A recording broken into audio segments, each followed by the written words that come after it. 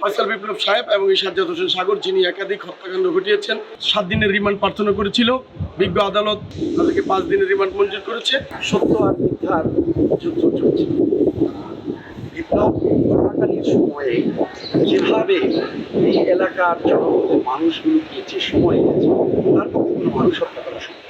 4ই আগস্টে সেখানে 3টা হত্যাকাণ্ড হয়েছে। আর আজকে যে মামলাটা শুনানি ছিল, এই মামলাটা মনজিল নামে একজন ভিকটিম, উনি এমনভাবে গুলিবিদ্ধ হয়েছেন যে ওনাকে 4টা অপারেশন করেছে। ওনার পায়খানার রাস্তা অন্য জায়গা দিয়ে এখন বসিয়েছেন, সেখানে উনি স্বাভাবিক জীবনযাপন করতে পারছেন না। উনি একদম জিন্দা লাশের মতোই জীবনযাপন করতেছেন।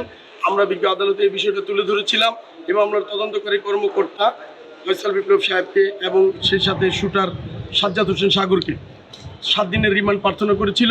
বিজ্ঞ আদালত উভয় পক্ষের শুনানি অন্তে সন্তুষ্টি সাপেক্ষে তাদেরকে 5 দিনের রিমান্ড মঞ্জুর করেছে। বলেছে মহামান্য হাইকোর্টের নির্দেশ অনুযায়ী তাদেরকে জিজ্ঞাসাবাদ করার জন্য।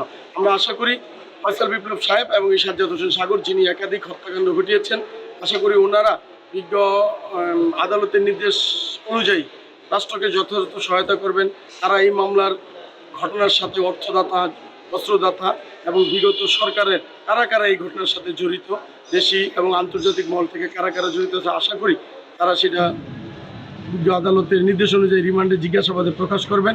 এই যে হত্যাকাণ্ড, মুন্সিগঞ্জের যে নিরীহ ছাত্র জনতা হত্যা হলো, আহত হলো, লুটপাট হলো, ভাঙচুর হলো, আমরা আশা করি ওনারা আমাদেরকে তদন্ত কাজে সার্বিকভাবে সহায়তা করবেন এবং ঘটনার সত্যতা প্রকাশ করবেন।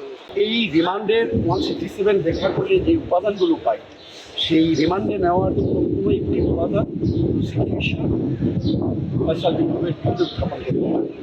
এখন রিমান্ডটা দেওয়া নেওয়া দেওয়া, এটাও জামিন দেওয়া নেওয়া যেমন বিজ্ঞ আদালতের এখতিয়ার, রিমান্ডটাও বিজ্ঞ এক আদালতের এখতিয়ার।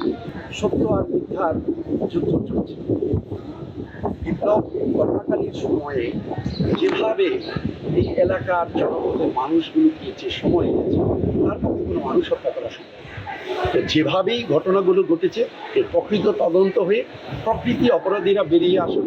সেক্ষেত্রে কিন্তু কোনো নিরপরাধ ব্যক্তি যাতে এই মামলায় অযথা দিনের পর দিন, বছরের বছর জেল খাটবে, আইন